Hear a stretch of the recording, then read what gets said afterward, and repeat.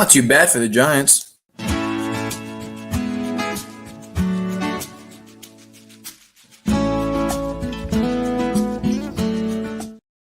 Welcome into another edition of the More Than Philly Sports Talk Show. It is great to be here with you on Tuesday, November 3rd, 2020. Of course, a lot going on today. We have the trade deadline, the election, as well as the regular sports going on, keeping track. The Masters is coming up. Major League Baseball free agency is coming up. A lot of discussions with JT Realmuto have come up, which we'll discuss and cover today. But always joined alongside my co-host, Gavin Tony. Gavin, it's a nice Tuesday. It's really windy outside. It's been windy. It's been windy the past day. I tried to play some golf yesterday, and it was just too much to get that many holes in. But it is that time of the year. The clocks have been moved backwards, so sun goes down early. But how are you doing today? Zach, I'm okay. It's a big day today. Big day if you're in the sports world with the trade deadline, with whether the Eagles need to make a move. Zach, I know we're going to get into that a little bit later. The elections today, ladies and gentlemen, make sure you get out there and go vote. All right? But Zach, the Masters is coming up, and I'm excited. Is Tiger Woods playing? He is going to play, and he won it last year. We can see what he can do this year. He's been good in the tournaments he's participated in. It's set up in Augusta. It's all ready. I'm excited for it. College game day will be there next Saturday, which is going to be pretty fun too. I'm excited. I hope he wins. Look, Zach, when Tiger wins, everything is okay with the world. All right, I could use a Tiger win. I don't know why. When Tiger wins something, it just goes right. Yeah, great story for him. Great comeback altogether. We'll be covering that on the show, the two-day edition, starting 2 Saturdays from now in November. Interesting, again, this whole year been together, but look, we're getting the Masters, so it's going to be okay. Yeah, this has been sorry, but yeah, Zach, I when it comes to the Masters, I just really can't wait to see how it's going to play out. Zach, I know you're fond of golfing, and I'm getting into it as well. But we're just going to have to see what happens. We're going to cover it. It's going to be a crazy time. And we will at some point be covering another mini golf match because I know Gavin would like to have his opportunity to come back and defy the odds. Listen, ladies and gentlemen, the weather changed on your boy quickly, all right? My room is really cold at night, all right? I didn't know it was going to get to 40 degrees one night, Zach. And I'm under the weather again. Damn. But it's all right. We'll be right back. We're going to be back. We will be. I hope so. Maybe do the simulator again. That was fun, kind of. We'll figure it out. What was that, 130 over? That's horrible. It was something not pretty, but we'll get back out there. But, of course, we do have to get into it. The Monday Night Football recap. The Buccaneers barely escaping a possible upset against the New York Football Giants. 5 of their 7 losses, Gavin, have all been decided in the last drive or two of the game in the fourth quarter. Are they as bad as we think, or are they just a young team that are yet to hit their strides? Well, Zach, I don't think they're bad at all. And here's the thing. When I look at this football Giants, when I look at these New York Giants, I almost said football Giants or not. When I look at the Giants, I look at a guy in Daniel Jones who I think is improving. And, Zach, you're right. It's his first year with a new head coach, right? So you got to take that in consideration. I also look at the fact that injuries has played a pivotal role in the Giants season without Saquon Barkley. And this week, you're without Will Hernandez, your best left guard. And the fact that they're coming close to these games, it's just simple errors. It falls along the defense. Giants' defense is not good, Zach. It's really not that good. Week in and week out, they've done the same thing over and over again, which is giving up the lead, Zach. They gave up the lead last week to the Eagles and lost by 10. And this week, they lost at the final seconds. This time, Daniel Jones was in there. Daniel Jones also has to stop turning over the ball. Zach, did you know in his first 2 years of the season, he has 36 turnovers? He had 2 interceptions last night. 2 interceptions last night. He has 36 right now. 36. That's per most since coming into the league last year. So Daniel Jones has to stop turning over the ball. But all in all, they were talking about Judge this morning, not Aaron Judge, the Giants coach Judge. And I honestly think he's doing a good job. First year here, the division's weak. You're 2 wins in, and you're in first place, and you're really on the outside looking in. But Zach, I don't see the criticism for this coach. I think it's the Giants' front office that's always has failed them. It's the only constant. They've done a lot. I mean, since Tom Coughlin left, you've had 3 or 4 head coaches. I didn't love the move to fire Pat Shermer. I didn't love the Joe Judge hire. But if there's one thing we know, I mean, New England has a culture up there. New England knows how to build fundamentally successful football teams. Unfortunately, in Detroit so far with Matt Patricia, it has failed. But in Miami with Brian Flores, Gavin, we have nothing short of good words for Brian Flores, and possibly with Joe Judge, the special teams coach for that Super Bowl winning team. Possibly this could be something in the right direction as well. He's I'm not sure how much of the offensive play calling he's responsible for. Of course, we've discussed different roles that head coaches play in the past, but I mean, I got to be honest here. They have too many pieces moving around. It's the same thing with the Cleveland Browns. Too much instability is going to lead to unfortunate events. You take a look at Cleveland; they had so many coaches there. Baker Mayfield is still struggling, we know, but Daniel Jones has potential. Again, he's causing turnovers. Carson Wentz also causing turnovers this year. But you don't have a great O-line. Your offensive weapons aren't that bad. Honestly, Golden Tate is still a good wide receiver. Sterling Shepard is underrated. Darius Slayton is at a good spot where he is. He's got good speed and good potential. Evan Ingram is arguably a top 5, top 10 tight end in this league when healthy. And again, Saquon Barkley got hurt this year. With an O-line as bad as you have, I mean, they were getting decimated early in the year. And against Pittsburgh, against Tampa, they have more potential. People ask me all the time, what are your thoughts when you look at the Washington football team and the New York Giants? Both teams considered the basement dwellers of the NFC East, the worst division in football. And when I look at both teams, I like what I see in New York better. I don't see any culture change. I don't see any front office changes, but I see talent. I see potential. Of course, Washington, you have Ron Rivera now there who's trying to build a good culture. They have a good defense to work off of. But I like Daniel Jones' pick. I mean, just looking at him and Dwayne Haskins, again, Gavin, we know that we're not so fond of him being benched so quickly. But right now, Daniel Jones looks like the better quarterback. It was the better pick. Didn't look like the better pick at the time, but I think Daniel Jones could possibly be a guy. I think 1 more year, 2 more years. That's why a rookie contract is 4 years long with a 5th-year option. They have plenty of time to figure things out. I like where the Giants are heading. I don't like how the Giants front management handle a lot of situations. Zach, they traded away OBJ, arguably your best wide receiver, your best offensive piece behind Saquon Barkley, which made Eli Manning look like a good player for another 2 to 3 years, which is hard to believe. But you get Jabril Peppers and who else? And a couple picks. That's nice, but Jabril Peppers hasn't really done much on the defense. By the way, Zach, that same offseason, you lose Landon Collins down the Interstate 95 to Washington. He goes to Washington. Excuse me, ladies and gentlemen. He goes to Washington for a better deal because you didn't want to pay him. This front office has continuously got in their own damn way of winning, Zach. They didn't want to give on Eli Manning early. They also talked about Daniel Jones maybe being the guy or not the guy. Saquon Barkley is running behind a horrible offensive line and awful. The wide receivers are the only good part about it. You got Golden Tate, you got Sterling Shepard, you got Darius Slayton. I'm all fond of all 3 of them. Maybe not Golden Tate that much. I like Evan Ingram. I think Evan Ingram is going to be a problem, Zach. But when you look at this team and you look at Daniel Jones and you say the fact that he's in it every game almost and they're competing with the stuff I just named with and they're only losing by a little bit, that's impressive. Zach, the numbers might not show that Daniel Jones is a better quarterback. I know, Zach, that in our one that Dwayne Haskins is a better option. I know we're not fond. I'm sure as hell not fond of the benching of Dwayne Haskins. Zach, I know you're not as well. But you're right. Daniel Jones looks like to be the better quarterback right now. But I think in the long run, it will be Dwayne Haskins at the end of the day. Well, it's something against Dwayne Haskins, just simply put, that we've seen more stability, we've seen more confidence, we've seen more of everyone together behind Daniel Jones, and that's what you result at. Again, he only has 3 wins in his career, 2 of them against the Washington football team. So, I mean, that could speak volumes, but I think it'd be absolutely stupid and irresponsible to give up on him yet, because behind that O-line, that defense, not really a legit running back 1 right now with Saquon out. No one's winning games in New York. Well, Zach, I gotta ask you, who would be the team you're gonna watch if you're the New York Giants, or if you're New Yorkers? Will you watch the Jets? No, or are you gonna watch the Giants?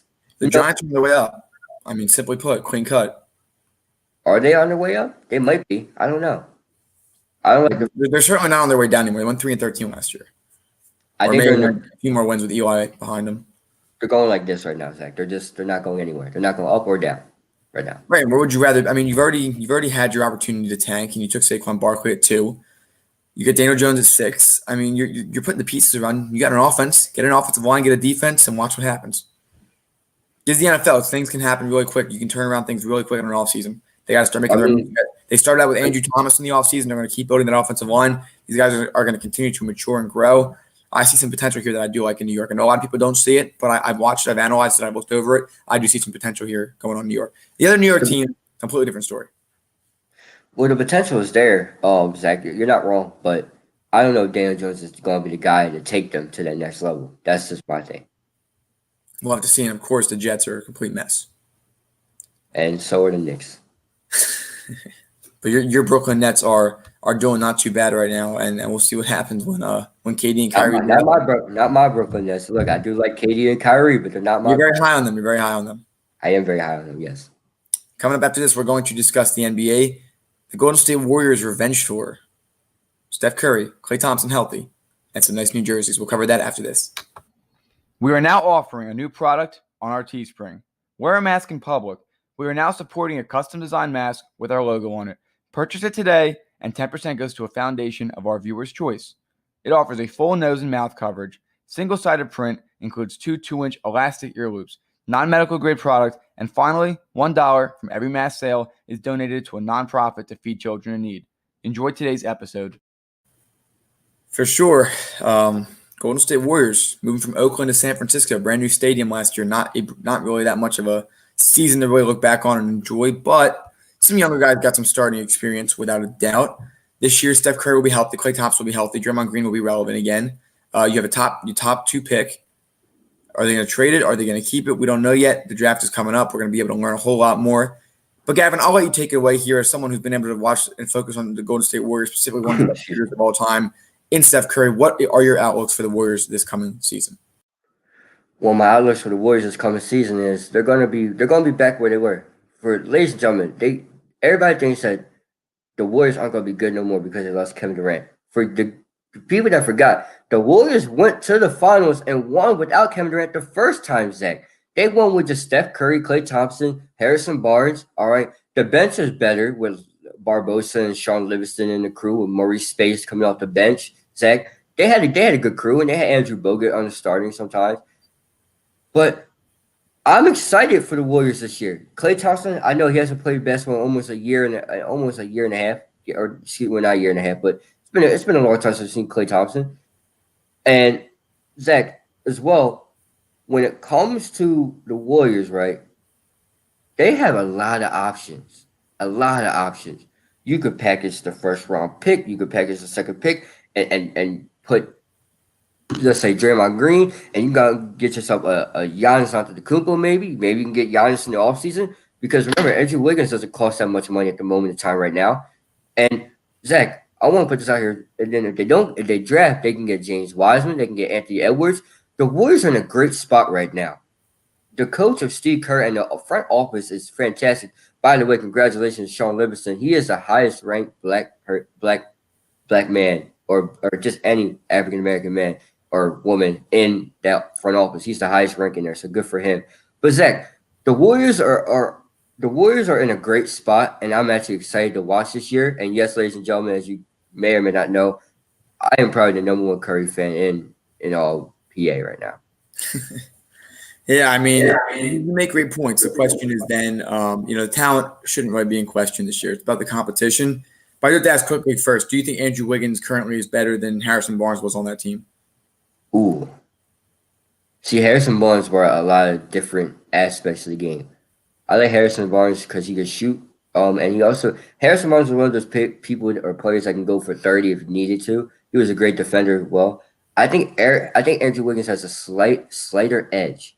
But I have to see how he works together with, Steph and Klay. Because correct. That was the problem. D'Angelo Russell was not a good fit there last year. They ended up trading him. Exactly.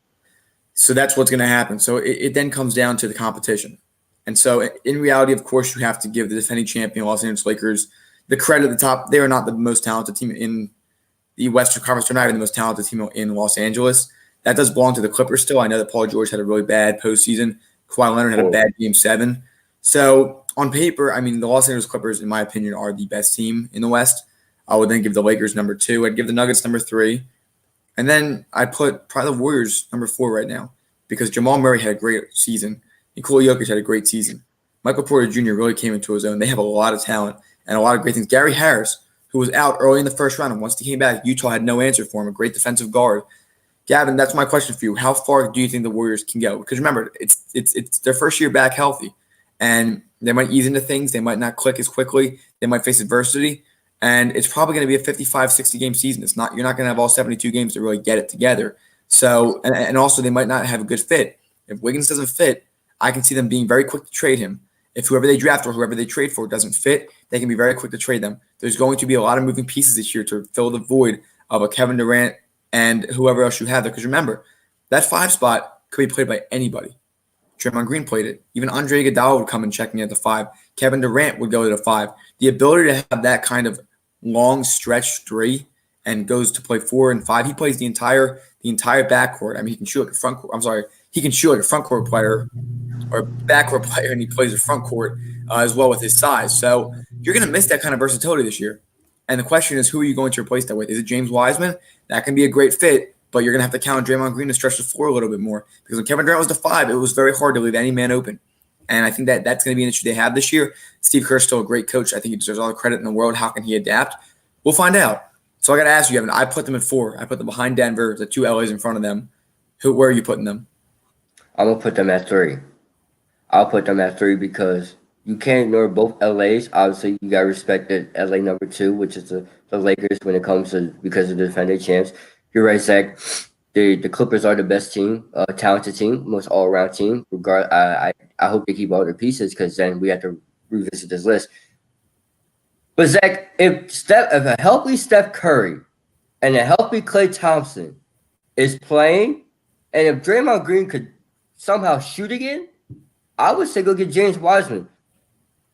But if you want to go all out, and once again, ladies and gentlemen, I'm not good with the cap and all this stuff, Zach. You know that. If you really wanted to, package the second pick, right? And a player and somebody else, and see if Milwaukee if you can get Giannis out to the Clipper. Zach, you talk about spacing the floor, playing the 5. That's a guy that can play the 4 or 5. And guess what, Zach? He could shoot too when needed to. He could also change. He's a great defender as well. Zach, we saw him block Joel Embiid before. He's watching Joel Embiid. Defending Defensive Player of the Year. Exactly. Giannis is back-to-back MVP as well.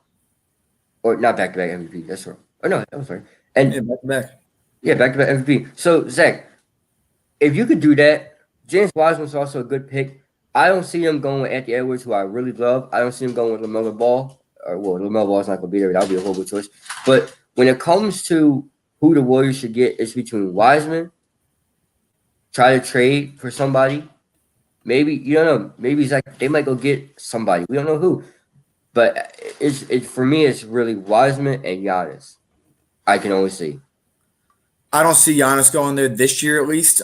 His free agency is up to him. I think Milwaukee's trying to make one more run with him. I mean, that's simple. Again, you said like the cap, as far as that's concerned, it's going to change soon. We don't know what's going to look like. The NFL, it's going to change, and that's going to mess up the Cowboys. It could mess up some of the teams here. You have Klay Thompson and Steph Curry already. You have Draymond Green.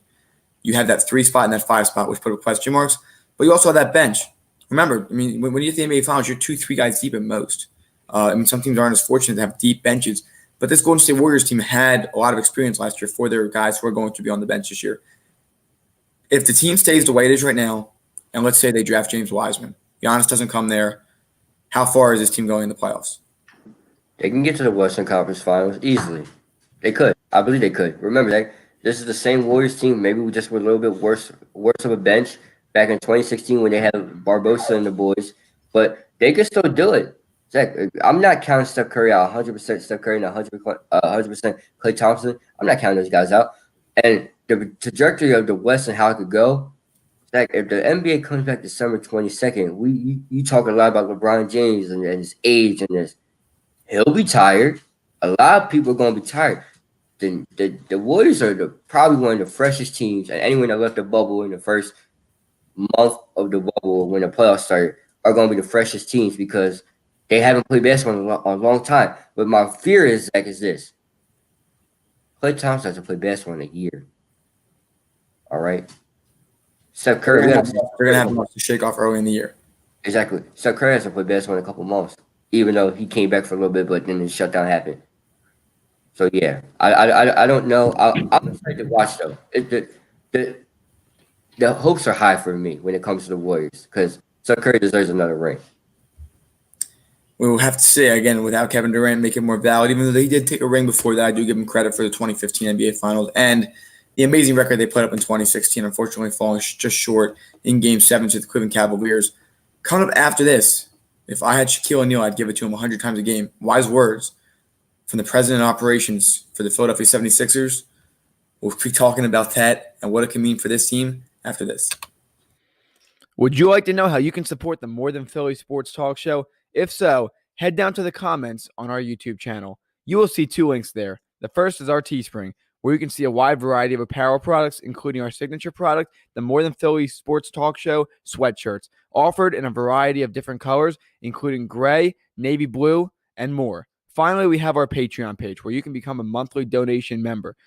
10% of all donations go towards an organization of our viewers' choice. We hope that you enjoyed today's episode, and if you can't donate, that's okay, because you can always share this. Daryl Morey had an interview this morning with John Clark. He's spoken with the media a couple of times. I'm having a good time as a Sixers fan. It's all fun and games. It's all on paper. We're the Dallas Cowboys. This is our year. We're just having fun right now. We got a month and a half until we got to actually face the reality that we have no shooters. But here's the reality. Your best player, like Steph Curry. Give him the ball. Give him the ball 100 times a game, as many times as you can. James Harden, best statistically chance of shooting. Give him the ball as much as you can. Daryl Morey said, "I'm, whatever you give me, I'm going to work with. I'm not going to, because I played small ball in Houston, doesn't mean I'm going to do it here. I have 2 great bigs, one who potentially could be the best center of all time or be on that list of great big men, as he said this morning. That's pretty promising. You have Ben Simmons there. He said, I'm going to let Doc do his thing. It looks like they're starting to form a really strong organization. And I'm glad to hear it again. This same team would probably go close to the Eastern Conference Final if everything went right. Again, you could still face adversity and have issues, but again, I mean, it seems my catchphrase. I gotta get a T-shirt that says "Let's see what happens" because I feel like I say that an awful lot. I say it 100 times at the show. Let's see what happens. Let's see what happens. But for real, let's see what happens. This current roster with a new coaching staff and more stable front office, what could it look like? It would look better. They're going to use analytics. Joel Embiid, get him inside with it. Ben Simmons, one of the best rim finishers in the league, 71%. Get him the ball inside. We're going to see a lot of analytics play this year. I'm not a big fan of it because I feel like it takes out a little bit of the night of the fun guessing. But in the NBA, it works. And we had a guest on it last week, Dom, talking about analytics versus baseball. Baseball, more of a common sense. Basketball is not as necessarily. You can use your instinct. You can use your common sense when needed. But baseball where if you give Joel the ball a lot, like obviously 100 is going to be hyperbole, but there's a good chance that we can really see him get inside. He already leads the league in post-ups, and we'll see. And it comes up to guys like Doc Rivers. Okay, he posts up this amount of times a game. At this point, he starts getting fatigued, or at this point, this and that. There's a lot on the table this year, and perhaps it reminds us of how little prepared the coaching staff was last year, maybe. I could be wrong. I don't know what happens on the other side. But did Brett Brown sit down with Elton Brand and whoever they were working with analytics-wise and say, where should we do this? Or were they just throwing stuff at the wall and seeing what sticks? I don't know. We're going to learn this season because we're going to be a hell of a lot better or the same or possibly worse. And then, of course, the question comes up for free agency. But Gavin, Daryl Morey, some of his comments, I want to get some of your thoughts on it. I love it. That means he's not going to move Joel Embiid. That means he's not going to move Ben Simmons. Zach, you know who you need to move? Al Horford. All right, and Zach, that was right. You know, we're talking about we're like the Dallas Cowboys. You're right, we are. Because you know what we always talk about? Oh, next year's gonna be great. And when we lose, guess what we say? Next year. Oh, we're good next year. We're good next year. But listen, Zach, this is fun because free agents hasn't happened yet. The draft hasn't happened yet. We don't know what's going to happen. Daryl Morey could draft us a great shooter, bring in some pieces, hopefully move Al Horford and get Buddy Hield in here. We don't know. And you're right, Zach. The front office is going to be strong, all right? I hope that Elton Brand, Daryl Morey, and Doc Rivers can all work together. If Doc Rivers can manage these guys and motivate these guys, and Daryl Morey and Elton Brand could bring pieces in when needed and build a stronger bench, because damn it, we never had one, it's going to be fun. It really is going to be fun. And if they need a shooter, Zach, sign me to a contract, 1 year, $1 million. Hell, give me $500K. I'll be okay with that. And guess what? I'll pull it like Steph Curry out here. Because, Zach, listen, whatever they need, I'll help them with. We need shooters, Zach, that we know that. We need to space the floor a little bit more. Ben Simmons needs to shoot mid-range. I'm not asking for three-pointers anymore. Just shoot a mid-range, right, Zach? And then get the ball to Joel Embiid. I don't disagree with Daryl Morey. I agree with him. Joel Embiid, when wants to be, and when he's having fun, he is the best center in the league. And that's when he wants to be. No disrespect to Anthony Davis. I think he's the best big in the league. But when it comes to pure center, I think that's where the differences just like that. Look, I'm not against small ball either, ladies and gentlemen. Maybe you can run small ball as your second group. Maybe you get your Possibly, depending on what the matchups are looking like. exactly. You put Ben Simmons at the center, and you get yourself maybe like so you can get Derrick Rose to come off you get like yourself a good point guard come off the bench with a couple shooters and Ben Simmons Ben Simmons at the 5. There's a lot of things you can do here, Zach. There's a lot. You have arguably the most versatile player in the NBA. Exactly, we do. I think we had the best lineup in the NBA, but we had a horrible coach. I mean, the talent is there. And my next question to you is this because it's so important. We saw this after the Christmas game with the Bucks. After that, this team starts going downhill in February. The bleeding was obviously cut from the pandemic, shutting down the league, and they came back out. They looked, all right. Simmons gets hurt. They get swept. We know the whole story. Yeah. But when this team faces adversity, what's going to happen? Because that's my biggest – when I'm looking at this team, I'm trying to look forward thinking what is going to happen when this team faces adversity. Not if, because they're going to lose tough games. Joel Embiid is going to get beat down low against Giannis like he did twice after that Christmas game. He got his revenge, Giannis did. So I have to ask you that. What's going to happen when this team starts facing adversity? Are they going to look to Doc Rivers as their leader? Is he going to assure them everything's going to be all right? Or are they going to fall apart and stop listening the same way they did to Brett Brown? They're going to look at Doc Rivers. They're going to look at Doc Rivers and going to look at the leader of this team. And you know why? And why I say that, Zach? They're going to look at Doc Rivers because I feel like when Brett Brown was in it, when that happened, they looked at Brett Brown, and Brett Brown was probably, I don't have any answers here for you guys. That's what I probably feel like went down. Doc Rivers is going to be like, it's all right. We're going to come back. We're going to figure this out. And the next year, we're going to work on it. Watch the film study, get everything ready for that. I hope Doc's watching the film, figure out exactly what went wrong with this team from the beginning of the year to the middle of the year to the end of the year. When Miami beat you guys by just playing a zone, you shouldn't have lost to Miami the first game you guys played. They ran a zone. You had no idea. Brett Brown was like, what is this? He never seen it before a day in his life. So I hope. You got to make sure you get shooters because, I mean, in those situations, you're going to need someone to get in there and knock down a shot. You need a veteran presence who can knock down shots when he needs to. So, Zach, I got to ask you. The pick that the Sixers had, first of all, do we know what that is? And second of all, who would you want here? I think in the teens or the late teens or the early 20s. I have to look into it. There's a couple guys they were looking at. The last year they decided to draft defensively with Matisse Thybulle. But I'll take a look and get back to you on that guy before the draft. We'll sit here and we'll do a full review. We'll look at some of these other players. I don't see them trading up. I don't know if they're going to trade the pick. It's rather useless, to be honest with you, to most teams as a trade asset. It could be involved in a Kings trade if we do get Buddy Hield and we do salary dump Al Horford. We got to include a cheap guy in there. If we were to get rid of Shake Milton, you would have to draft a similar player to him. But I mean, depending on what's going on, we'll have to know. I mean, is Daryl Morey going to want defense the same way Elton Brand wanted it last year? Is he going to want a most physically talented guy available the same way Sam Hinkie wanted it? Those things we're going to find out, and we're going to get to learn about Daryl Morey as well as with Elton Brand, who really holds the cards there, just to make sure there's no power issues, because that's going to be a concern too. Are there going to be power struggles in the front office? I hope not. I think that Daryl Morey has to have an influence to make sure Elton doesn't do anything stupid, but Elton still holds the keys, and it's important that everyone in that front office understands each other's power roles so that there aren't going to be issues in the future. Because if your organization is dysfunctional, the odds are your team is not going to really be able to produce the best. They need to work together. And I hope Elton Brand and Daryl Morey work together. Look, it's like, excuse me, Daryl Morey brought in James Harden, right? Drafted Clint Capella, right?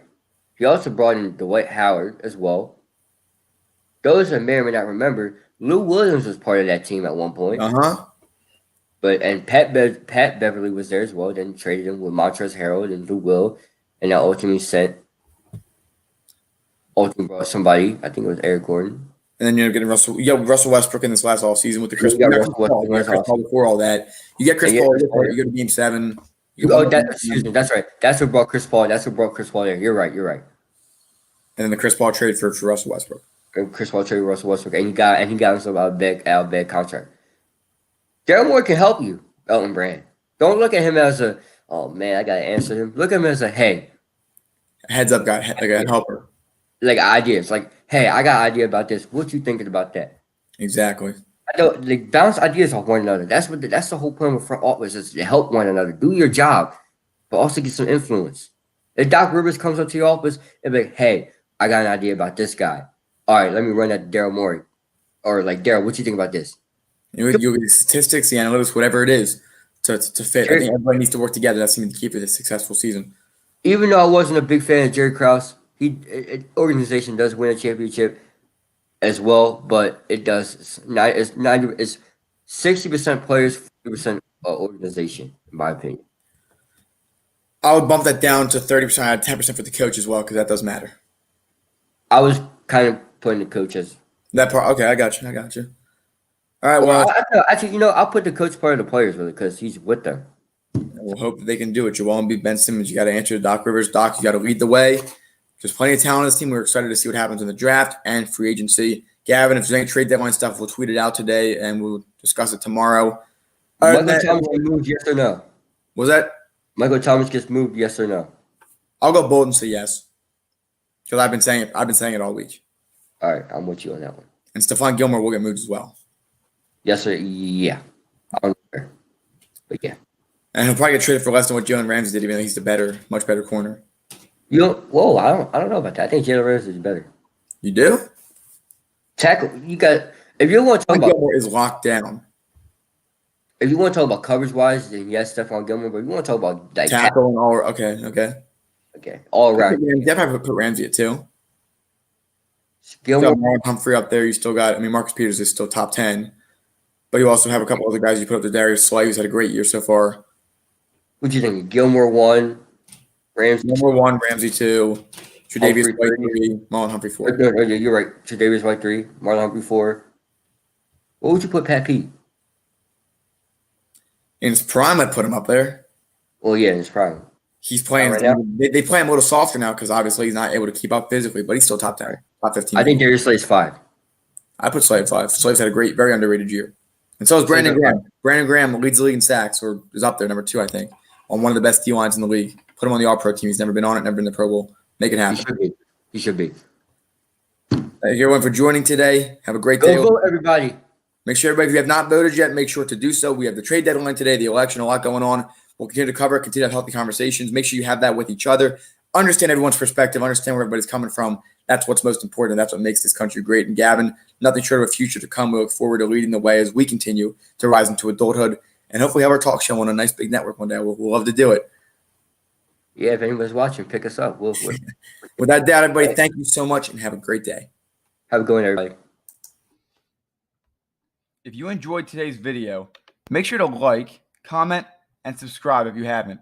In addition, hit that bell icon and set it to all to get reminded of when we go live and when we post excerpts of our videos.